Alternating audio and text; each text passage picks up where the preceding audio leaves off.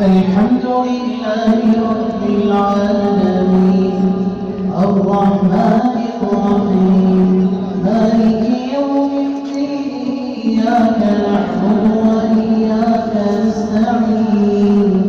اهدنا الصراط المستقيم صراط الذين أنعمت عليهم غير المغضوب عليهم ولا